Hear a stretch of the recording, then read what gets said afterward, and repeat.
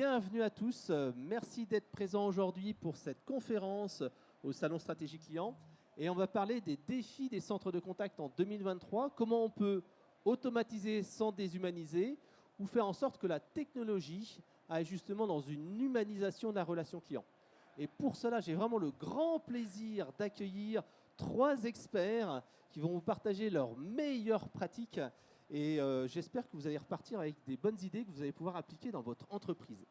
Pour cela, je vais commencer peut-être par Christophe. Christophe, est-ce que tu peux te présenter et présenter en fait Randstad pour ceux qui ne te connaissent pas ou qui ne connaissent pas encore l'entreprise? Il faut appuyer sur le petit bouton là normalement et c'est tout bon. Oui, ça marche comme ça. Bonjour tout le monde, Christophe Montagnon, je suis à la tête des plateformes pour ce qui est du groupe Randstad au niveau mondial. Randstad au niveau mondial, c'est 27 milliards de chiffre d'affaires dans les ressources humaines, donc on est un des leaders mondiaux dans les ressources humaines. Et puis, est-ce que c'est les filles qui sont diffusées? Peut-être vous voyez ça ou Comment? Tout le monde voit ça? Oui, tout le monde voit les D'accord, slides. du coup, vous voyez un peu les chiffres que je ne vais pas trop vous redire, mais ça donne une idée des volumes qu'on a à traiter à la fois du nombre de contacts et du nombre de candidats. Merci Christophe. Alors, ce qu'on va voir maintenant, c'est Tanguy d'AG2R, mais qui est également un podcasteur. Absolument, jeune podcasteur. Donc Tanguy Vincent, je suis dans le groupe AG2R La Mondiale, je vous présenterai dans la diapo juste après. Et là, je m'occupe donc de l'innovation et des usages digitaux au service de la relation client. En quelques mots, les challenges de la mission, c'est comment innover et surtout comment mettre en place des nouveaux usages digitaux, voire même surtout rejoindre les usages digitaux de nos clients, parce que nos clients évoluent demain, et c'est à nous d'aller les rejoindre là où ils sont. Tout ça au service de la relation client du groupe AG2R La Mondiale. Et effectivement, en parallèle, je suis animateur d'un podcast parce que je suis passionné des bots et de toutes les solutions conversationnelles. Donc du podcast Point Bot, qui est le podcast des solutions conversationnelles. Alors pour le trouver, vous tapez Point Bot, P-O-I-N-T-B-O-T. Vous pouvez le faire sur LinkedIn, sur Google, sur YouTube, sur Acast, sur Spotify, etc., etc. C'est tous les mercredis. Prochain épisode, demain à 8h10. Merci. Alors, AG2R, pour ceux qui ne le connaissent pas, quel est ce groupe, quelle est cette entreprise? AG2R La Mondiale. La Mondiale. Oui, AG2R La Mondiale, oui, un groupe de référence donc, en assurance de personnes, un des groupes références en France, qui offre une solution complète d'assurance et qui en fait s'adresse à un ensemble de métiers qui vont adresser les différentes étapes de la vie des personnes, que ce soit en prévoyance pour prémunir sa famille face à l'incapacité de travail, à l'invalidité, au décès, la santé, l'assurance vie épargne et puis aussi la retraite, c'est un sujet, retraite complémentaire et également des offres de retraite supplémentaires. Ce qui fait qu'on a un grand nombre de clients, 15 millions de personnes protégées et 500 000 entreprises accompagnées. Ça veut dire quoi en termes de relations clients et en termes d'innovation, tout ça? Ça veut dire qu'on est dans un environnement qui est très complexe parce qu'on va s'adresser à un grand volume de personnes avec des sujets extrêmement variés. Entre la prévoyance et l'assurance vie épargne, c'est très différent.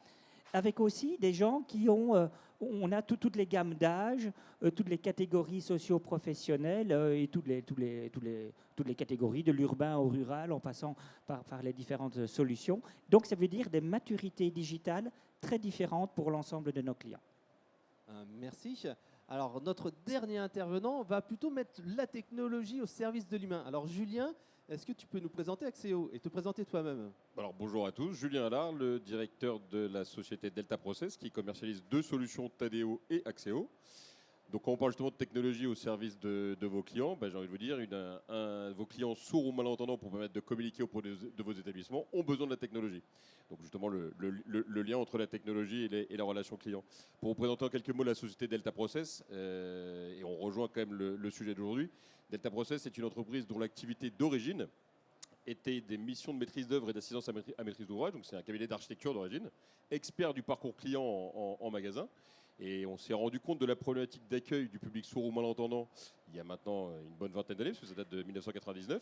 Et donc on s'est intéressé au sujet en commençant par les aménagements de postes de travail pour les salariés sourds ou malentendants en entreprise avec notre solution Tadeo, et qui a découlé derrière sur la création d'Axéo, parce que j'ai envie de vous dire, une personne sourde, en dehors du travail, elle a besoin également de communiquer. Et donc Axieo est la solution qui va permettre de rendre accessible un centre de relations clients ou un établissement pour accueillir le public sourd ou malentendant. Merci pour ces précisions. Et puis, bien entendu, vous avez de très nombreux clients, dont AG2R La Mondiale, je crois. Complètement, tout à fait. Tout à fait. Donc on équipe aujourd'hui, alors je veux dire plus de 50 000 établissements. Les chiffres, il faut encore qu'on les mette à jour, parce qu'aujourd'hui on est à plus de 100 000 établissements. Donc vous voyez comme quoi des supports de présentation à mettre à jour. Aussi bien dans le secteur public que dans le secteur privé, parce qu'on va dire qu'on a 50% de partenaires publics et 50% de partenaires privés. Et oui, donc AG2R est un de nos partenaires, et qui, on en reviendra sur le sujet tout à l'heure, mais justement qui a été au-delà de la loi pour permettre une activité complète du parcours client, et là, justement d'ouvrir ses services à un nouveau panel de clients. Alors là, donc, on entre un petit peu dans le sujet. Juste avant de commencer la présentation, je me présente moi également. Donc, je suis Frédéric Canevette, je suis Product Manager pour les bots chez Eloquent, et je suis également chargé des projets digitaux. Alors, Eloquent, pour ceux qui ne nous connaissent pas encore, donc on est éditeur de solutions de centres de contact et de mesures de la satisfaction client et collaborateur. Donc, on met en place, bien sûr, des solutions de centres de contact, téléphone, mail, chat, etc., mais également des callbots, chatbots, SVI visuels et bien sûr solutions de self-care. En complément de cela, on fait de la solution d'enquête de satisfaction omnicanal, email, SMS, enquête digitale, etc., etc., jusqu'à la publication d'avis. Et donc nous aussi, ça fait plus de 20 ans qu'on est sur le marché. 2001, ça ne nous rajeunit pas, et on envoie plus de 150 millions d'enquêtes à nos clients et près de 450 millions d'interactions omnicanal gérées dans l'année. Et on a énormément de clients dans de multiples domaines.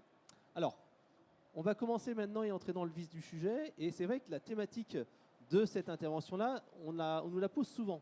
Comment automatiser sans déshumaniser? Parce que le but, c'est pas seulement d'automatiser, mais faire en sorte que les clients soient contents et qu'il y ait une bonne satisfaction. Et ce qu'on remarque, c'est que l'étude élu service client de l'année montre que, certes, il y a de plus en plus de canaux, mais les messages et les canaux s'empilent. C'est-à-dire qu'on n'a pas des canaux qui remplacent les uns les autres, mais des canaux, au contraire, qui sont en complément. Et le bot, justement, et la visio arrivent dans ces nouveaux canaux.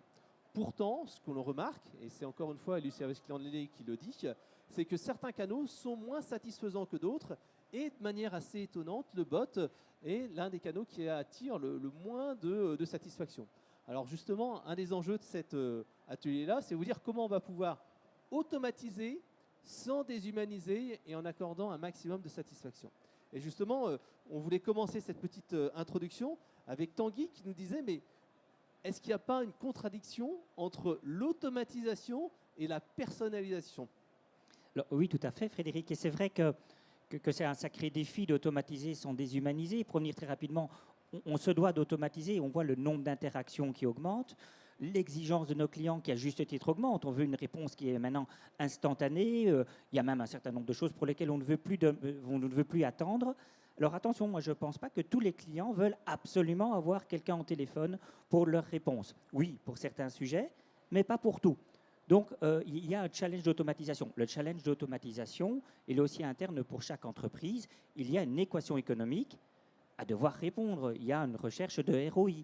Il nous faut, pour pouvoir fournir le meilleur service à nos clients au meilleur prix, pouvoir arriver à traiter certaines demandes de faible valeur ajoutée avec un coût réduit. Je pense que c'est un challenge en termes de professionnels auquel nous sommes tous confrontés. Et il y a une sorte de contradiction, parce que c'est vrai que cette automatisation, ça va nous dire on va donc chercher à généraliser, à standardiser les processus, à rentrer dans des cadres définis.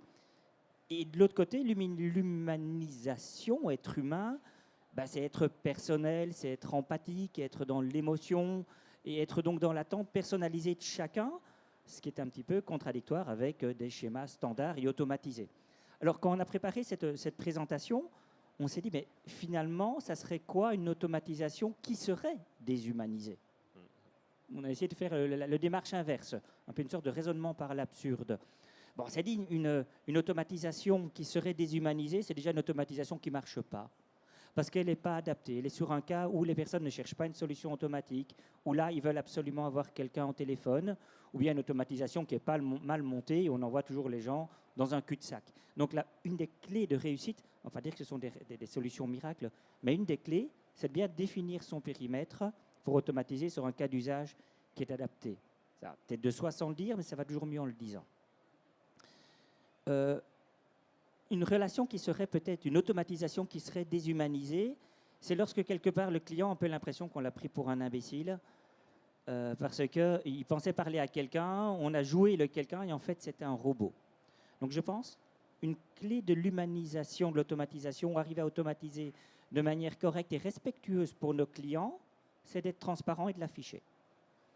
Moi, je préfère, ce n'est pas une loi des reins, mais je préfère assumer le fait qu'on échange avec un robot. Et vous le verrez, dans nos bots, on ne leur donne pas de nom. On reste plutôt neutre. On assume, je suis un robot, je sais faire certaines choses, et puis il y a d'autres choses que je ne sais pas faire. Et quand je ne sais pas faire, je propose une escalade vers un agent. Alors, on rentre un peu dans la contradiction, dans un challenge de vous à moi. Si on met en place une solution automatisée, c'est pour qu'elle soit utilisée. Donc, on ne va pas, du premier coup, toujours dire « hop, je fais de l'escalade pour un oui, pour un non ». On essaye quand même que la solution automatisée marche, mais permettre l'escalade et permettre l'alternative humaine est quand même un point clé qui est important. Et puis après, attention, une solution conversationnelle, une solution automatisée, ça ne se met pas toujours en 2 coups de cuillère à peau. Son design conversationnel, ça se forme, ça se teste et ça s'améliore. C'est aussi la clé de la réussite, d'avoir un parcours conversationnel qui est bien designé, qui est naturel et fluide. Bah justement, pour illustrer ça, tu nous as préparé en fait 4 cas, donc 2 callbots, un chatbot et un SVI visuel. Alors, commençons par la chose qui est un peu plus, on dirait, à la mode et que ce que les gens demandent beaucoup actuellement, c'est le callbot. C'est-à-dire que c'est l'agent, le robot qui va en fait répondre au téléphone et qui va automatiser une partie du traitement des appels. Alors, justement, tu as donné 2 cas d'usage. Quels ont été un petit peu les enseignements de ces 2 cas d'usage? Alors effectivement, 2 cas d'usage. Et le premier était le plus riche en enseignements. Il était relatif au prélèvement à la source. Donc la mise en place du prélèvement à la source, ça date d'il y a 3 ou 4 ans, je pense. On était au tout début des callbots et nous-mêmes, notre maturité sur le sujet n'était pas extraordinaire. Et donc, c'est une expérience qui, quelque part, on va dire, ça n'a pas marché. Comprenons-nous, le sujet n'est pas technique du tout. Mais quand les gens nous ont appelés, on s'attendait à ce que les gens appellent massivement parce que sur notre population d'invalides à qui on verse une rente, lorsqu'il y a le prélèvement à la source, la rente baisse inévitablement parce qu'il y a le prélèvement à la source. Et dès que la rente baisse un peu, ça génère beaucoup d'angoisse et les gens nous appellent. Or, dans le cas du prélèvement à la source, les questions du taux de prélèvement, du taux prélevé à la source, on ne pouvait pas y répondre. Il fallait orienter vers le service des impôts. Donc on s'est dit, pour pouvoir répondre rapidement aux clients, cette réponse qui est assez générique, on va passer par une solution automatisée. Ce qui s'est passé, c'est qu'il y avait eu une très bonne communication qui a été faite par les services publics. Donc finalement, on ne s'est pas retrouvé confronté à un volume d'appels, mais on s'est retrouvé confronté à des appels très spécifiques de personnes qui étaient à l'étranger, etc., auquel cas la solution automatisée n'était pas adaptée. Mais ça nous a appris énormément de choses. Sur l'importance déjà des briques technologiques, d'optimiser le speech to text. Quand vous faites une solution vocale, la première chose, c'est qu'on prend le vocal, on le convertit en écrit. Si cette conversion n'est pas correcte, ma rente a baissé. A baissé si c'est transcrit avec la lettre A, la lettre B, la lettre C, c'est pas adapté. Donc, il y a ce temps d'apprentissage qu'on avait eu. Il fallait optimiser notre design conversationnel sur toute la dynamique de la conversation. Et ça, c'est clé quand on est sur le vocal. En particulier, quand on a un moment où les personnes vont croire qu'elles parlent à un humain, et on a eu le coup, les voix sont tellement bien faites. On disait, je suis un robot, je suis un assistant, mais les voix sont tellement bien faites que les gens étaient convaincus qu'ils avaient une conseillère au téléphone. C'était une voix féminine. On le sait, parce que quand derrière on les rappelait, ils disaient, votre conseillère là, qu'est-ce qui se passe quoi? C'était un robot. Ah non, non, pas du tout. Et donc ça, c'est important, dans ce design conversationnel, dans toute la dynamique, d'éviter qu'on se coupe la parole. C'était un point sur lequel on est difficile. Et donc on s'est enrichi de toutes ces expériences pour mettre en place dernièrement un nouveau callbot, qui est un callbot de routage. Donc, on est plus modéré dans nos ambitions, mais au moins, ça marche très bien, qui a pour objectif d'orienter nos prospects sur base de quelques questions qui sont la nature du risque qu'ils veulent couvrir, santé et prévoyance, et leur appartenance à une convention collective. Il y a beaucoup de conventions collectives, et là, les callbots sont très adaptés pour les identifier et lever l'ambiguïté. Et là, on a vraiment pris le choix de définir une personnalité de bot. C'est vraiment une personnalité, donc ça donnait un fil rouge qui est plus simple, qui est plus directif. On assume une forme de directivité, qui a des phrases beaucoup plus courtes, avec une vigilance particulière à ne pas créer des boucles sans fin, parce qu'il n'y a pas plus exaspérant que de tourner en rond quand on échange avec un robot. Alors justement, là on a parlé de la voix, mais l'écrit aussi, le digital, c'est important. Alors qu'est-ce qu'on fait au niveau du chatbot chez AG2R La Mondiale? Alors on a 3 chatbots chez AG2R La Mondiale, qu'on appelle tous les 3 assistants virtuels. Ça rejoint ce que je disais au début, automatisés sans déshumaniser. Je suis un robot, je suis un assistant virtuel, j'assume le fait que je sois un robot. Une ligne rouge présente sur nos espaces sur le site internet ag2rlamondiale.fr. Ça donne une information générique et ça propose d'être une alternative à la navigation pour les gens qui ne trouvent pas leur bonheur d'un côté ou qui préfèrent trouver l'information en conversant en langage naturel. Celui qui est présenté là, c'est celui qui a le plus de cas d'usage. Il est sur notre page de contact. Il était parti dans l'idée de nous d'aider à trouver nos coordonnées de contact, parce qu'on est un groupe un peu complexe, c'est parfois un petit peu compliqué. Et quand vous n'avez pas les bonnes coordonnées de contact, vous appelez, vous tombez dans le mauvais service, vous êtes routé autre part, vous avez nouveau du temps d'attente. Donc ça génère une insatisfaction client qui est pleinement légitime. Et d'un point de vue d'efficacité opérationnelle, ça fait intervenir plusieurs personnes pour le traitement d'un appel. Ce n'est pas efficace également. Donc, il y a vraiment un gain win-to-win à avoir là-dessus. Et donc, au-delà de fournir un numéro de téléphone, aussi et surtout, on donne une information, parce que dans certains cas, on peut vous dire que ça ne sert à rien de nous contacter pour une prise en charge hospitalière. Il faut attendre dans tel délai, ça ne sert à rien de le faire trop tôt. On oriente vers les espaces clients, mais pour nous, automatiser en humanisant, ce n'est pas simplement orienter vers l'espace client, c'est éduquer, c'est expliquer. Donc, on joint toujours une vidéo explicative ou des captures d'écran avec un véritable pas à pas, de façon à ce que la personne voit que c'est facile et sache comment trouver l'information sur l'espace client. Ouais, donc, rajouter les moyens de contact autres que le chatbot, ça a aussi favorisé la satisfaction du bot. Alors, on a un autre outil pour digitaliser une partie des appels téléphoniques, c'est le SVI visuel. C'est notre petit dernier, tout à fait, pour digitaliser les appels. Il vient en fait faire la réunion entre les deux dispositifs précédents. Le vocal est très intéressant parce que c'est là que se trouve la volumétrie. Et dans une compagnie d'assurance, dans une mutuelle santé, on ne contacte pas sa mutuelle santé tous les jours. On n'y va pas tous les jours, heureusement. Heureusement pour tout le monde, on est plutôt en bonne santé. Et donc, quand on a besoin de les contacter, l'habitude première, c'est d'appeler. Et donc, on a beau avoir expliqué aux gens qu'il y a beaucoup de services digitaux, il y a l'habitude de nous appeler. Alors après, comment amener les gens à continuer sur un service digital ? Les conseillers font très bien ça. Ils expliquent parfaitement, ils éduquent et rééduquent le client, ils remotivent le client à aller sur l'espace client. On s'est dit, ça, c'est quelque chose que l'on pourrait automatiser. Comme ça, le conseiller, il va pouvoir se concentrer sur les véritables tâches d'expertise et d'accompagnement. C'est une solution toute simple. Quand la personne nous appelle, on lui envoie un SMS avec un lien. Et ce lien permet d'accéder à une interface digitale que vous voyez là sur la diapositive, avec une sorte de serveur vocal interactif, mais qui est visuel. Et donc, on navigue dans les différents sujets. Et là, on pousse des réponses avec des FAQ. On oriente vers les espaces clients. On refait les tutos, etc., etc. On l'a mis sur les cas d'usage que nous avons identifiés. Par exemple, celui des attestations, attestation d'appartenance, attestation de radiation, qui avait été identifié par la relation client comme étant des sujets pour lesquels le fait d'attendre au téléphone était générateur d'insatisfaction. Les gens ne comprennent pas pourquoi ils ont besoin de devoir appeler quelqu'un pour avoir ces éléments-là. Donc, on a mis ce dispositif en place de manière très rapide pour répondre à un pic d'appel et trouver chez nous aussi une efficacité opérationnelle. Donc, c'est notre dernier né et qui a l'élégance de rejoindre le vocal et le digital, ce qui est un peu notre challenge, arriver à digitaliser un appel. Et donc, une forte volumétrie d'usage parce qu'il est très simple.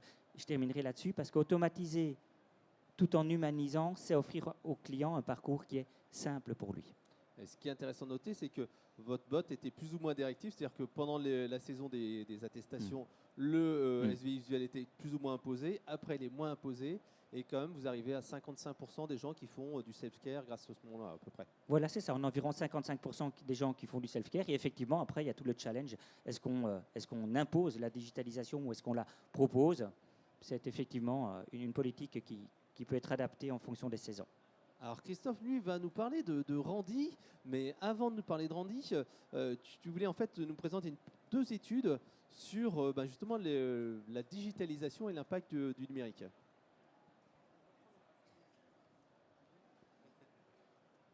Non, pour reprendre le thème en fait qui a déjà été abordé sur la dextérité digitale des différentes générations, puisque vous venez juste de l'évoquer. Le thème qui m'intéresse ici, c'est de voir aussi comment est-ce qu'on prépare la notion de changement et comment est-ce qu'on peut discuter du change management à l'intérieur de l'entreprise ou du changement à l'intérieur de l'entreprise. Déjà, quand on regarde en fait la maturité digitale, on peut voir que finalement la tranche d'âge des managers, moi je suis même un peu au bout de celle-là, on est dans une tranche d'âge dans laquelle la maturité digitale qu'on a, le rapport qu'on a aux produits digitaux est très différent de ce que nous, on va appeler nos talents, c'est-à-dire par exemple nos candidats. Et donc la capacité qu'on a à se mobiliser en tant qu'entreprise autour de la transformation digitale est un vrai challenge parce qu'en fait, on a des perceptions différentes de la nécessité de se digitaliser en fonction de la perception qu'on a cross-générationnelle. La deuxième chose qui est importante pour moi, c'est que les managers qui sont censés être les supporters en fait, de la digitalisation ne sont pas toujours les mieux adaptés en termes de compréhension de la situation digitale de notre propre clientèle. Dans le travail temporaire, puisque c'est une grosse partie de nos activités, nous avons beaucoup de candidats très jeunes. Et les candidats très jeunes cherchent des interactions qui sont différentes de celles qu'ils cherchaient il y a quelques temps. Et donc la capacité qu'on a à ouvrir de nouvelles façons de transiger avec nos talents, c'est quelque chose de fondamental. Peut-être on voit sur le slide d'après, ça c'est une étude qui vient du Gartner, j'aurais dû d'ailleurs marquer, ça vient du Gartner, parce que c'est pas du tout moi qui ai fait ça, mais j'ai trouvé ça très intéressant de voir que cette dextérité digitale qu'on mettait tout à l'heure en chiffres, ici en fait on le met par cas d'usage. Et donc, en fait, là, c'est un cas d'usage dans lequel on pose la question à différentes générations. Pendant combien de temps est-ce que vous restez sur votre outil préféré avant de basculer sur un autre? Et donc, dans la génération de nos managers, en fait, qui sont les baby boomers, ceux qui sont en train de partir à la retraite bientôt, là, ceux qui vont fabriquer, qu'il nous faut plein de candidats, 23 minutes, on est d'accord pour rester au téléphone avant de passer, en fait, sur une solution qui est une solution qu'on trouve moins agréable pour nous-mêmes. Quand on regarde la génération Z, elle va rester sur son application, généralement sur une application téléphonique, en fait, pendant 26 minutes avant d'être d'accord pour prendre un téléphone. En fait, ce qui veut dire qu'en fait, il y a des situations qui sont extrêmement radicales d'une génération à l'autre, d'où la nécessité, parce que tout à l'heure, tu as montré tous les canaux qu'on met en parallèle, mais ces canaux, ils ne sont pas paralysés pour rien, ils sont paralysés aussi parce qu'en fait, ils répondent à des problématiques différentes et qui sont des problématiques aussi générationnelles et de type de dextérité digitale. Randy, c'était un peu ça. Randy, notre question autour de Randy, en fait, était comment est-ce qu'on peut imaginer une solution qui nous permette, en fait, d'envisager ce qu'on va appeler le pré-recrutement, parce qu'en fait, c'est ces phases-là, en fait, qu'on va digitaliser. Et je vais raconter un peu ce que ça fait, Randy. On a cherché une solution, en fait, qui vient couvrir tout cet endroit-là, tout ce moment, en fait, qui est la présélection du candidat, donc qui n'aboutit pas à une sélection d'un candidat qu'on va proposer à un client, mais qui aboutit à une capacité qu'on a à avoir une bonne visualisation de la performance potentielle d'un individu sur un poste. Le candidat, en fait, il va avoir la possibilité de faire un trajet qui va depuis le moment dans lequel il va rechercher un job sur une région jusqu'à un moment dans lequel il va pouvoir avoir un job ou avoir un contact avec quelqu'un d'une agence ou avec un recruteur, on va dire, de l'organisation. Et il va passer par plein d'étapes. Il passe par une étape dans laquelle il peut regarder le marché ou alors il va répondre à une offre parce que Randy, ça peut être une des solutions de réponse à une offre. Et puis après, il va faire un parcours qui passe par des tests de sélection, qui passe par un certain nombre de données avec lesquelles il va être confronté au marché pour voir quelle est l'attention. Et puis en fait, ce parcours va l'amener en fait, petit à petit à être sélectionné dans différents, on va dire, branches en fonction de la classification dans laquelle il va être. Soit on va l'amener vers des jobs, soit on va l'amener directement vers un recruteur. À l'intérieur de ce trajet-là, il peut rester jusqu'à entre 20 et 25 minutes à l'intérieur du bot. Ce qu'on a pu voir dans les premières phases, c'était que les gens ne sortaient pas du bot. Donc à partir du moment où ils ont commencé la conversation, en fait, ils restent dans le bot. Et qu'est-ce qui a été critique, en fait, c'est la capacité qu'on a eue à donner des feedbacks à un certain nombre d'étapes et donc de rester dans le dialogue de manière continue avec. Quand on le compare avec un trajet traditionnel, en fait, le trajet traditionnel de présélection, en fait, c'est un trajet dans lequel on a peu de moments de feedback. On ne sait pas vraiment où est-ce qu'on en est dans le processus de sélection. Là, on a la capacité, en fait, de donner des feedbacks relativement réguliers à la personne sur ce qu'il a fait. Donc, j'ai passé un certain nombre de tests, je peux le situer vis-à-vis d'une cohorte de personnes qui ont passé ce test-là. Je cherche un job dans telle région, je sais quel est le niveau de tension, est-ce qu'il y a vraiment des recrutements, quel type de postes sont ouverts sur cette région-là. Donc, ce niveau de feedback a changé les choses. Et puis là, vous avez quelques scores en fait liés à l'implémentation. Donc le nombre de candidats qui de manière annuelle en fait passent par l'intermédiaire du bot pour qualifier leur candidature. Le niveau de performance, le NPS qui est à 40 est un NPS qui est sans commune mesure avec notre niveau de satisfaction traditionnel dans une phase de recrutement. Elle est bien supérieure. On a aujourd'hui 41 métiers qui sont monitorés par Randy. Mais l'implémentation de Randy, ça n'a pas été très simple. Parce qu'en fait, Randy il vient manger un morceau du travail du recruteur en agence.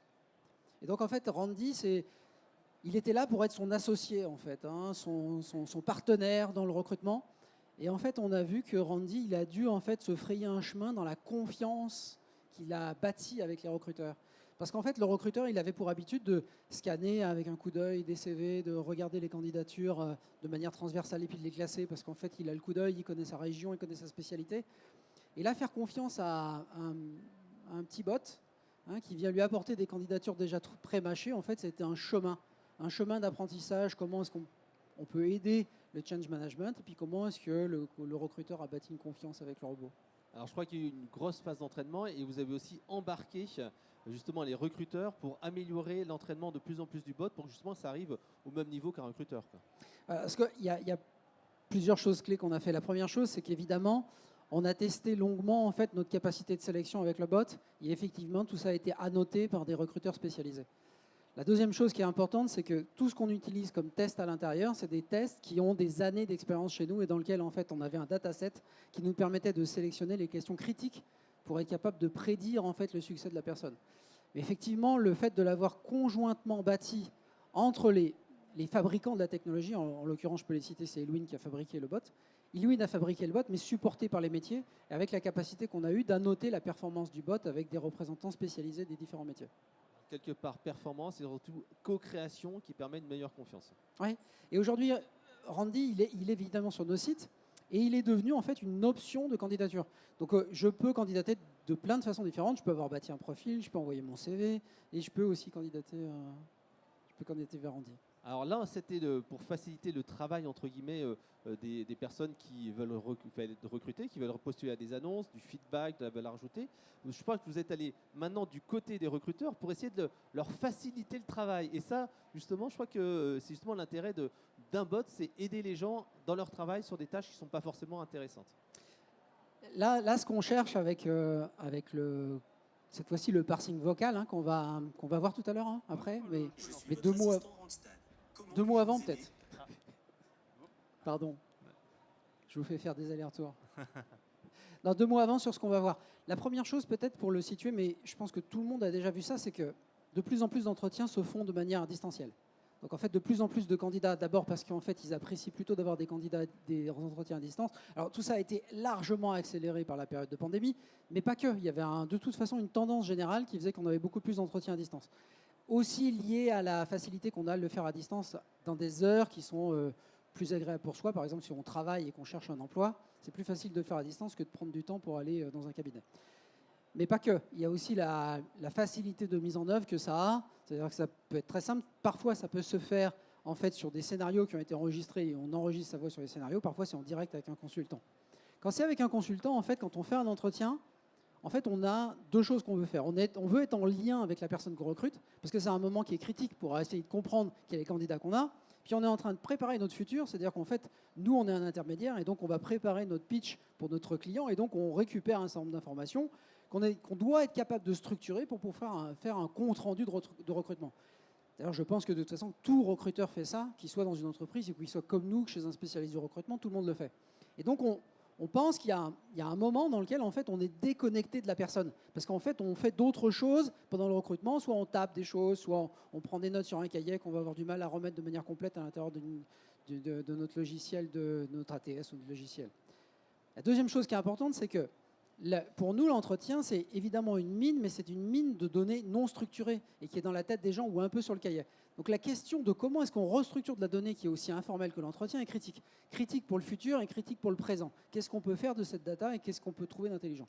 La troisième chose, c'est qu'un entretien, c'est quelque chose qui n'est pas naturellement efficace. C'est une des choses les plus difficiles à faire, dans lequel peu de gens sont formés à fabriquer des entretiens.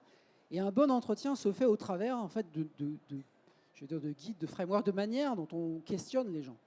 Et donc le fait même d'avoir une capacité en fait, à soutenir l'acte d'entretien avec un framework qui aide à guider l'intervieweur pour qu'il soit le plus performant est quelque chose qui nous intéresse. Donc laisser la personne nous connecter avec le recruté, nous permettre d'avoir de la donnée structurée parce qu'on la collecte bien et se garantir avec un framework solide qu'on fait des entretiens qui sont toujours extrêmement professionnels. Alors justement, la solution, c'est de prendre ce que dit la personne, la transformer en texte et d'aller remplir des formulaires, c'est ça? Exactement. Ah bah, on va regarder une petite présentation. Hop, je vais le mettre tout de suite là. Voilà, comme ça vous l'aurez. Et donc le but, c'est de se dire, on va pouvoir directement remplir un formulaire. Je suis votre assistant Randstad. À partir de la Comment voix. puis-je vous aider? client. Bonjour, Eric Desforges à l'appareil. Je vous appelle parce que je suis actuellement soudeur intérimaire et ma mission se finit bientôt, donc je cherche un nouveau poste. Bonjour Monsieur Desforges, merci pour ces informations, c'est bien noté. Je vais vous mettre en relation avec un de nos recruteurs. Pendant que vous patientez, j'ai quelques questions sur votre recherche, si vous le voulez bien. Ok, d'accord. Pouvez-vous me dire à partir de quand vous serez disponible? Là, je travaille encore et à partir du 18 avril, je serai dispo. J'ai compris que vous serez disponible à partir du lundi 18 avril. C'est bien ça? Oui, c'est bien ça. Cherchez-vous uniquement des postes de soudeur ou avez-vous d'autres compétences? Soudeur, oui, et également chaudronnier. Très bien. Et dans quelle zone géographique cherchez-vous? Je cherche aux alentours de Nantes. C'est parfait. Je vous mets en relation avec un spécialiste des métiers de l'industrie de la région de Nantes pour la suite de l'échange. Super, merci. Alors là, c'est la partie justement entretien de recrutement. Bonjour, Marc Leroy, je suis consultant métier de l'industrie chez Randstad. Je vois que vous avez déjà échangé avec notre assistant vocal et que toutes ces informations ont déjà été enregistrées. Bonjour, enchanté. Alors, comme vous n'avez pas encore de dossier chez nous, j'ai quelques questions complémentaires à vous poser. Tout d'abord, pouvez-vous me parler de votre formation et de vos expériences, s'il vous plaît? Alors, j'ai 25 ans, j'ai fait un CAP en réalisation industrielle en chaudronnerie au lycée Léonard de Vinci à Bressuire. J'ai ensuite enchaîné avec une mention complémentaire soudage en 2017. Ça m'a vraiment intéressé, ça fait 4 ans que je suis dans ce domaine. Ensuite, j'ai commencé avec une première mission intérim de soudeur TIG chez Savinox de septembre 2017 à octobre 2018. Là-bas, je devais à la fois souder et monter des plans de travail pour des cuisines de restaurants. Alors, vous pouvez voir que ça remplit donc le formulaire. Ensuite, ça j'ai ajoute continué des en lignes. tant que chaudronnier chez Leroux et Lotz à Nantes en janvier 2019 pendant 14 mois, avant que malheureusement la Covid n'arrive et mette fin à la mission. J'étais chargé de découper et monter des pièces pour la tuyauterie de chaudière. Après une période pas facile avec le Covid, j'ai retrouvé du travail en tant que soudeur depuis février 2021 chez Océanox à Bouguenais, près de Nantes. Donc, reconnaissance des Super. professions. Et ça des vous a plu villes. cette mission chez Océanox? Ah ouais, c'était super bien. Il paie bien et le travail est très bien cadré. J'y retournerai s'il me le demande. Alors, ce que je vous propose, c'est qu'on mette en petite pause et justement, juste que Christophe, tu finisses par quelques mots justement sur ce projet-là. Je pense que la démonstration, elle parle d'elle-même sur la richesse de ce qu'on peut tirer de ce type d'outil en fait. Et donc en fait, évidemment que c'est quelque chose qui nous passionne beaucoup parce que ce qui compte, et pour revenir au titre que tu as fabriqué pour cette session, c'est comment est-ce que digitaliser, humaniser. Là, on voit en fait comment est-ce qu'on peut se servir de la technologie en fait pour permettre un contact qui soit extrêmement riche avec le recruteur et le recruteur focalisé avec le recruté. Et donc cette expérience-là qu'on veut fournir, c'est-à-dire quelqu'un qui soit pleinement en fait avec le recruté, c'est quelque chose qui est soutenu par une technologie qui nous semble parfaitement adaptée pour pouvoir le faire. Et donc, c'est en déploiement pilote. Aujourd'hui, c'est en pilote. Donc c'est pour ça que je ne peux pas vous donner tous les chiffres de NPS et de tout ça par rapport à Randy. Mais je serais très heureux ensuite de pouvoir communiquer à la suite du pilote parce que c'est quelque chose qui nous passionne beaucoup. Ben, merci Christophe. On va enchaîner encore une fois sur l'aspect technologie qui aide à l'humanisation. Et on va juste faire une petite parenthèse sur la visio-assistance avant de parler justement de l'accessibilité. C'est vrai que la visio-assistance, en fait, c'est quelque chose qui est vraiment en tendance très forte, dont on le voit chez nos clients. Alors la visio-assistance, ça ressemble un petit peu au SVI vocal que tu as évoqué tout à l'heure. Là encore, pareil, le client, cette fois, il appelle le conseiller. Le conseiller, il n'arrive pas à résoudre le problème. Il demande au client, est-ce qu'on peut se faire une petite visio? Il envoie un SMS, le client clique dessus. Et avec son portable, le client montre en fait ce qui va pas. Et l'agent, bien sûr, peut voir l'écran et ça lui donne des yeux. C'est vrai qu'on a fait plusieurs conférences sur le sujet, dont une qui était assez intéressante avec Kiloutou et avec le groupe Atlantique. Et c'est vrai qu'il nous disait, voilà, la visio-assistance devient une véritable machine à waouh, qui permet d'humaniser la relation client, de donner des yeux aux conseillers. Et parfois, ils nous ont confié des petites anecdotes assez intéressantes qui disaient que finalement, ça permettait de pouvoir vocaliser, et verbaliser et montrer des problématiques. Bien sûr, c'est le bilan carbone, etc. Et pour le client, l'intérêt, c'est une prise en charge immédiate. Et c'est vrai que l'effet waouh, ils l'ont bien indiqué, que ce soit Stellian, que ce soit Kiloutou ou Groupe Atlantique, l'effet waouh de la vidéo arrive quand on propose au client de résoudre tout de suite sa demande. C'est-à-dire que si on fait une visio planifiée pour faire une expertise et qu'on dit tiens voilà dans une semaine vous aurez le droit à une visio assistante avec un expert, etc., à ce moment-là le client il trouve ça juste normal. Si on lui dit tiens on passe en visio tout de suite, on résout votre problème, là on arrive à vraiment des effets waouh et des scores NPS qui sont très très très fortement supérieurs à la moyenne. Je ne vais pas trop détailler le cas Kiloutouf, puisqu'en fait, si vous avez un peu de disponibilité, le 6 avril à 9h30, on va faire donc avec la marque que vous retrouvez en stand juste là-bas, on va faire un pépite café dédié à la visio et donc pendant 1 heure, Kiloutouf va nous expliquer son cas en détail et nous expliquons ce qu'ils ont mis en place, la solution, les 24 techniciens équipés, la visio assistance immédiate, etc. Et comment en fait ils font maintenant 20% des interventions en visio, 15% des demandes qui sont traitées au premier contact et bien entendu près de 2300 heures. Je crois que c'était encore le chiffre un peu bas, je crois que ça augmentait encore un petit peu. Mais si vous êtes intéressé par cette partie visio, je vous invite à nous rejoindre donc le 6 avril. Vous avez une petite URL ici, bit.ly/amarc-kiloutouf. Et là, vous pourrez directement assister à cette conférence dédiée. Ce que je voulais vous montrer juste après, justement, c'est l'application de la visio pour rendre encore plus humain le centre de contact et surtout rendre le centre de contact accessible pour tous. Et c'est plus qu'un défi, ça devient même une obligation, je crois. Ah, complètement. Bon, déjà, avant de commencer, je vous propose de parler un petit peu de la population des personnes sourdes et malentendantes sur le territoire français. Donc, vous avez à l'écran un petit schéma explicatif. Donc, pour information, ces chiffres datent du 10 février 2010. 10 février 2010, 6,6 millions de personnes sourdes et malentendantes sur le territoire français, donc pratiquement 10% de la population française.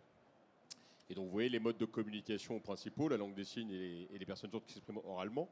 Donc aujourd'hui vous avez pratiquement entre 200 000 et 400 000 personnes qui s'expriment en langue des signes, sur le reste de la population qui est des personnes sourdes et malentendantes qui oralisent. Mais j'en profite pour vous faire quand même une petite mise à jour de chiffres, parce que les nouveaux chiffres vont sortir d'ici quelques mois. Et on était quand même donc, en février 2010, donc on est maintenant en 2023 et on est à 10 millions de personnes sourdes et malentendantes sur le territoire français. Augmentation de la population due à quoi ? Due à nos enfants qui se baladent en permanence avec leur smartphone et leurs écouteurs dans les oreilles. Voilà. Donc vous voyez comme quoi une grande population une grande partie de la population française est concernée par le sujet. Donc 2 réglementations sur notre contexte.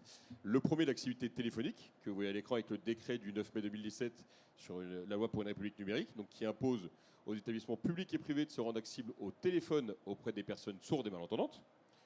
C'est la verte. La verte, merci.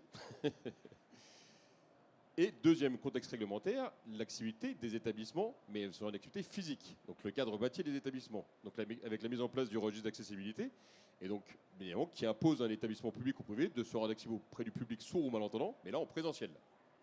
Donc j'ai envie de dire 2 lois qui permettent à quoi ? Une seule et même chose, d'offrir un parcours client complètement accessible, et là de transformer une contrainte liée à la réglementation en vigueur en opportunité de satisfaire un nouveau panel de clients. Parce qu'une personne sourde qui communique avec vous au téléphone, bien évidemment, elle a besoin aussi de venir à votre rencontre en face à face, en fonction de votre activité, bien évidemment. Par exemple, d'une commune ou même d'un agent immobilier, par exemple, le contact se fait par téléphone, oui, mais après, on va forcément chercher l'information en face à face dans le RP concerné. Alors justement, pour résumer, la gestion de l'accessibilité pour les personnes malentendantes, c'est obligatoire pour qui, pour quand ? Alors, c'est obligatoire pour tout le monde, j'ai envie de vous dire. Alors, dans le secteur privé, aujourd'hui, vous avez un seuil de toutes les entreprises qui vont plus de 250 millions d'euros de chiffre d'affaires. Bon, je viens de vous dire, il va falloir mettre ces choses-là à jour, parce que l'année prochaine, vous aurez plus ce seuil. C'est toutes les entreprises qui seront concernées. Donc, toutes les entreprises d'au-dessus de 250 millions d'euros de chiffre d'affaires, mais évidemment celles qui font aussi en dessous de 250 millions d'euros de chiffre d'affaires. Alors pourquoi cette mise à jour de la réglementation ? Vous faites le parallèle avec le secteur public. Le secteur public, il n'y a pas de niveau, il n'y a pas de seuil pour cette mise d'accessibilité. Donc déjà, on avait un problème d'égalité entre le secteur privé et le secteur public. Donc non, à partir de l'année prochaine, ce sera tous les établissements concernés, qu'ils soient au-dessus ou en dessous de ce chiffre d'affaires-là. Donc ça, c'est pour la partie téléphonique. Et donc là, je reviens sur la partie réglementaire pour le cadre bâti. Et donc là aussi, vous avez tous les établissements sont concernés, peu importe la catégorie de l'ERP. Tous les ERP sont concernés par cette mise en activité. Donc l'année prochaine, il va falloir vraiment faire un gros effort, c'est ça ? Un gros effort pour vous, oui, pour nous aussi également, parce qu'il va falloir assumer tout ce besoin. Mais bon, ça veut dire qu'on a de belles années devant nous, c'est bien. Alors comment on fait justement ? Alors je vais vous expliquer. Alors déjà pour commencer, il faut savoir que les personnes sourdes ou malentendantes utilisent principalement 3 modes de communication. Donc là, vous avez par exemple en bas à gauche de l'écran la vision-interprétation en langue des signes française. Donc là, une personne sourde qui va s'exprimer en langue des signes. Donc comme je disais auparavant, entre 200 000 et 400 000 personnes sur le territoire français. Les personnes sourdes ou malentendantes qui savent parler, Et c'est pour ça que j'ai envie de faire de la sensibilisation en même temps. Je pense que vous utilisez tous le terme de sourd et muet. Donc ça, c'est à bannir de votre langage, parce que c'est complètement faux. C'est soit une personne sourde a appris à parler, soit elle n'a pas appris à parler. Mais il n'y a pas de problème de muettisme chez la personne sourde. Et donc pourquoi autant de personnes sourdes qui savent parler? Parce que le handicap auditif est souvent un handicap qui s'acquiert au cours de la vie, et très rarement de naissance. Donc quelqu'un qui savait déjà parler français, bien évidemment, quand il va devenir sourd, il va continuer à parler en français. Donc transcription assistée de la parole, donc ça va être un mode de communication utilisé par les personnes sourdes-entendantes qui savent parler. Et donc en fait c'est très simple, hein. C'est à l'inverse de ce qu'on parlait tout à l'heure, c'est tous les propos oraux qui sont remis par écrit à la vitesse de la parole. Troisième mode de communication, le visiocodage LPC. Alors ça c'est un mode de communication, mais avant d'être un mode de communication, ça fait surtout partie des différents modes d'apprentissage que l'on va proposer à un enfant qui naît sourd et qui a décidé d'aller vers l'oralisation, donc d'apprendre à parler. Donc un enfant qui naît sourd et qui va décider d'apprendre à parler, la première technique qu'on va lui apprendre, et quand je parle de mon exemple, c'est souvent un peu compliqué vu mon débit de parole, je pense que vous avez pu le voir. Un enfant qui va apprendre à oraliser va lire sur vos lèvres, ce qu'on appelle la lecture labiale. Sauf qu'en français, comme dans beaucoup de langues, vous avez ce qu'on appelle des jumeaux labiaux. Je vous donne un exemple, quand vous dites manteau ou menton, bah voilà, ils vont faire exactement le même mouvement. Donc en quoi consiste le codage LPC? C'est qu'un enfant, en fait, quand il va lire sur vos lèvres, on va associer à la lecture labiale un signe au même niveau que la bouche, qui va permettre de préciser si on prononce une consonne ou une voyelle et donner un environnement à la conversation. C'est ça le codage LPC en fait. Voilà. On va passer à la slide suivante. Voilà. Alors le fonctionnement d'une solution de communication auprès du public sourd ou malentendant. Donc là on va rejoindre la technologie. Une personne sourde qui a besoin de communiquer, et notamment sur la partie langue des signes française, elle va avoir besoin d'avoir une relation en visio avec les plateformes Axéo. C'est-à-dire qu'en fait, que quand vous êtes en relation téléphonique, par exemple, avec une personne sourde, vous n'êtes pas en relation directe avec elle. Il y a une personne entre vous et la personne sourde. Donc là, en l'occurrence, on parlerait d'un opérateur interprète ou d'un opérateur transcripteur chez Axéo. Et donc, en fait, c'est pour ça que sur le schéma que vous avez à l'écran, c'est tout simplement pour vous expliquer que quand vous êtes en relation téléphonique avec une personne sourde, eh ben, c'est une conversation à trois. Entre vous et votre client sourd ou malentendant, vous avez la plateforme Axéo qui va permettre, dans un sens, de prêter son service pour permettre la communication dans un sens comme dans un autre. Imaginons pour l'exemple de la langue des signes française, quand vous avez votre conseiller client qui va répondre au téléphone pour échanger avec le client sourd qui s'exprime en langue des signes, et c'est notre opérateur qui va entendre la voix de votre opérateur et qui va directement traduire en langue des signes en visio auprès du client sourd. Et dans l'autre sens, bien évidemment, il faut que l'opérateur de chez nous puisse voir le client sourd quand il va s'exprimer en langue des signes. Donc là, c'est un échange visio. Et après, notre opérateur derrière va oraliser les propos pour vous au téléphone. Donc en fait, finalement, il faut savoir que pour une activité téléphonique, techniquement parlant, c'est complètement transparent pour vous.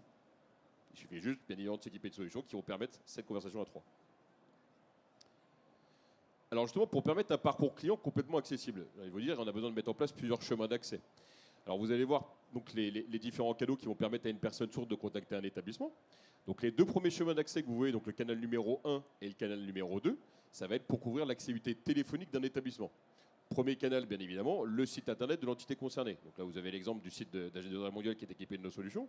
Et en fait, via le site internet de l'entité concernée, on va implanter sur le site un pictogramme en rapport avec la surdité, ce qui va donner l'information au client sourd ou malentendant qu'une solution va lui permettre d'être autonome dans sa communication auprès de vos services.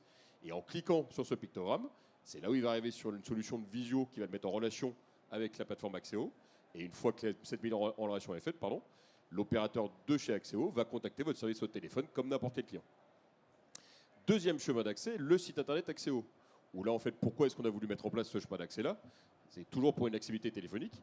C'est qu'on va permettre à l'entité qui va s'équiper d'Axéo de bénéficier aussi de la réputation d'Axéo auprès du public sourd ou malentendant.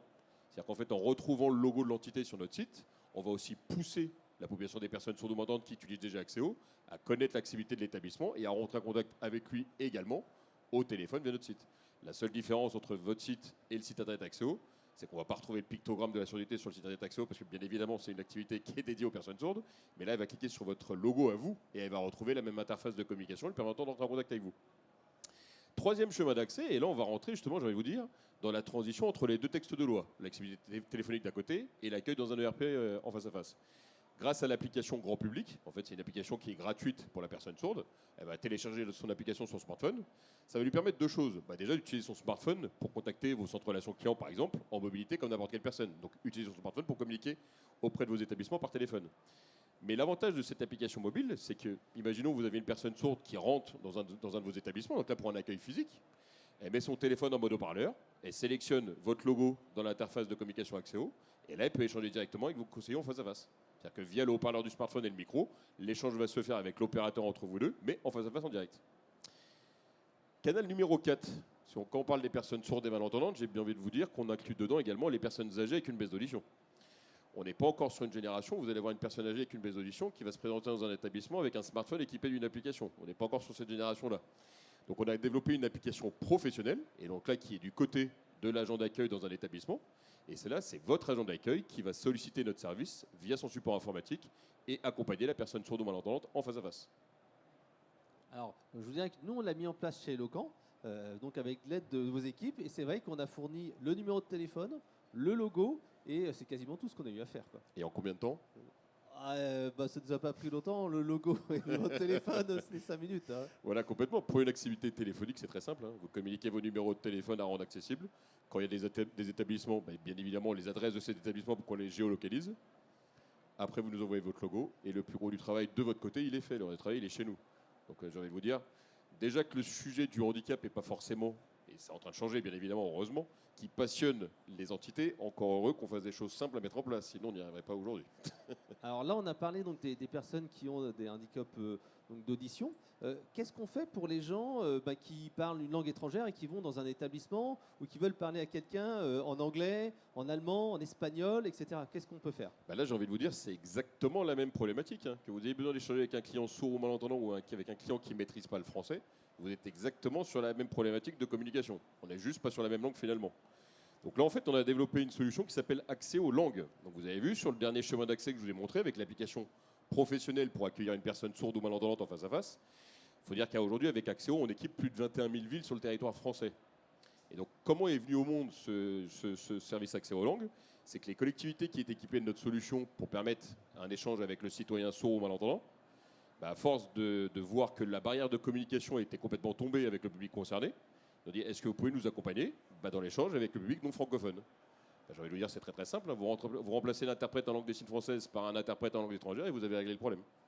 Et donc, dans l'application Accéo Pro que j'ai montré dans le dernier chemin d'accès, là, vous avez accès à un module de traduction en langues étrangères qui s'appelle Accès aux langues, et dans lequel vous allez trouver plus de 105 langues étrangères pour vous permettre de communiquer avec un client qui ne maîtrise pas le français. Et encore une fois, j'ai envie de vous dire, on revient, comme beaucoup de solutions qui ont été créées en rapport avec le handicap. Hein.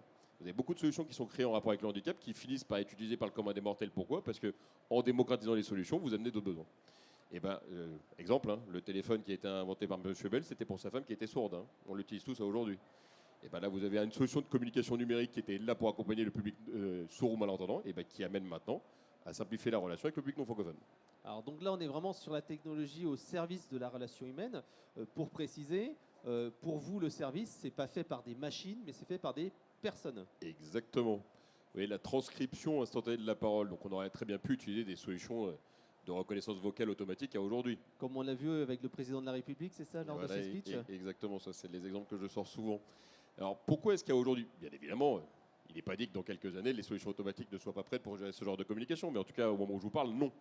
Je vous prends un exemple, par exemple, à titre indicatif, dans les solutions automatiques du traitement de la voix aujourd'hui, vous n'avez pas de gestion de la ponctuation. Il faut savoir qu'une personne sourde, quand elle va communiquer avec vous, la seule information qu'elle a, c'est l'écrit qui va y avoir en face d'elle. Vous changez une virgule de phrase de place dans une phrase, vous allez changer complètement le sens. Et là, perdre votre client sourd ou malentendant dans sa compréhension. Je prends souvent aussi un autre exemple. Mon débit de parole. Chacun a son handicap, moi j'ai le mien. Donc vous voyez, j'ai un débit de parole qui est très très haut. C'est dû à une dyslexie que j'ai eu plus jeune et qui est complètement réglée aujourd'hui. Mais bon, le débit de parole, lui, est toujours là. Je mets au défi n'importe quelle solution automatique de couvrir mon débit de parole. Avec la prononciation qui va avec. Avec la prononciation qui va bien. Donc non, aujourd'hui oui, les outils automatiques, et c'est pour ça que je vous dis qu'on joint souvent l'humain avec les technologies, les solutions automatiques, nous on les met en place, il y en a chez Accéo et gens qui vont permettre de communiquer à distance, mais ces solutions automatiques, on les met à disponibilité en dehors de nos horaires d'ouverture. C'est-à-dire que pendant les horaires d'ouverture de vos plateformes, vous aurez affaire à un transcripteur humain, donc qui va écouter vos propos et les taper à la vitesse de la parole. On a notre propre école de formation, c'est un métier qu'on a créé aujourd'hui. Et en dehors des horaires d'ouverture, pour répondre à un besoin de communication urgente d'une personne sourde, et là, vous allez retrouver une solution automatique. Si notre plateforme est fermée, on va quand même permettre à une personne sourde d'avoir un premier degré d'échange. Mais en général, ce qui se passe, on le voit souvent, hein, une personne sourde qui va utiliser une solution automatique comme mode de communication, en dehors des horaires d'ouverture de notre solution, elle repassera un appel téléphonique le lendemain avec un transcripteur pour avoir une meilleure compréhension. D'accord. Alors justement, on va arriver à la conclusion avant de peut-être prendre une question-réponse. Donc, ce qu'il fallait retenir, nous, de cet atelier, et c'est ce qu'ont bien souligné nos intervenants, c'est qu'il faut vraiment définir les cas d'usage. Et là où l'automatisation, la robotisation, SVI visuel, chatbot, callbot, etc. apportent de la valeur, l'important aussi c'est de tester. Tanguy l'a bien dit, il y a vraiment une courbe d'expérience. Et là on le voit aussi avec le chat GPT, on en parlait encore tout à l'heure. En fait, est-ce qu'il y aura un métier de prompt, comment tu disais, de spécialiste du prompt, de prompt manager? Oui, de prompt engineer, c'est un nouveau métier Prompt apparemment. engineer. On peut faire la recherche sur LinkedIn, il y a les premières offres d'emploi qui arrivent. C'est vrai que quand on parle de chat GPT, arriver à interagir avec ces solutions, c'est une nouvelle forme de compétence. C'est la même chose, je pense, pour les bots. Ça crée un nouveau métier. On pense que les bots sont des solutions automatisées. Enfin, c'est une solution automatisée. Donc, on la met en place, c'est fini, on part en vacances et ça tourne tout seul. On la met en place, on a le droit de partir en vacances. L'avantage de ces solutions, c'est qu'elles sont 7/7, 24/24. Mais ça crée un nouveau métier qui est vraiment le métier du suivi au quotidien de ces solutions. Et ça, c'est un peu mon cheval de bataille. Ne laissez jamais votre chatbot abandonné durant les vacances. Et il y a un véritable nouveau métier. Et c'est en ça que la technologie ne va pas nécessairement détruire tous les emplois. Elle vient aussi en créer des nouveaux. Ouais, c'est la complémentarité bot-agent. Et bien sûr, utiliser la technologie telle que la visio, à la fois pour l'accessibilité, mais également pour un agent augmenté. On lui donne des yeux en plus des oreilles au téléphone et rendre en fait un service plus accessible. Alors, on a peut-être le temps de prendre une question, parce que c'est vrai qu'on a débordé. Ouais. Allez, une petite question. N'hésitez pas, nos intervenants sont là. Et bien entendu, on a sur le stand éloquent qui est juste là, avec Axéo, on a à 16h une petite démonstration de la langue des signes. Donc, je te laisse peut-être en dire 2-3 mots. Un atelier de sensibilisation complètement à la langue des signes française. Vous êtes en contact direct avec un de mes salariés sourds s'exprimant en langue des signes française qui va vous apprendre quelques petits rudiments de la langue des signes française. Juste un petit mot, le SVI visuel. Pour une personne sourde, vous pensez que le SVI téléphonique, le temps qu'on traduise le SVI, on a déjà fait 2 fois le tour. Donc merci le SVI visuel. Moi j'ai une question pour Randy. Je voulais savoir combien de temps vous avez mis pour paramétrer, affiner, faire grandir la solution pour qu'elle arrive au résultat que vous avez montré. Je pense que le projet pré-lancement, il a duré autour d'1 an de travail. Donc en fait, c'était une solution qui a été longue à mettre en place. Ouais. Longue à mettre en place pour qu'on arrive à un statut dans lequel on trouve acceptable de mettre en production. Et Tanguy, la mise en place d'un bot, grosso modo, 3 mois? Oui, 3 mois. Les premiers, ça a été 3 mois. Celui sur les points de contact, ça a été 4 mois, le temps de tous se réunir et de faire un premier niveau pour pouvoir le lancer en sachant très bien qu'il sera loin de répondre à tout, très loin de là. Mais justement, il permettra de collecter des verbatim. Mais il faut quand même recompter le même temps de suivi très intensif pour s'améliorer en fonction des usages constatés. Ok. Alors, si vous avez d'autres questions, on est vraiment à votre disposition. Le stand éloquent, vous sortez, on retrouve directement. Et l'atelier de sensibilisation, vous pourrez voir vraiment les fondamentaux de la langue des signes. Merci à tous. Et nos intervenants sont encore là quelques minutes pour discuter avec vous. Merci à tous et bon après-midi.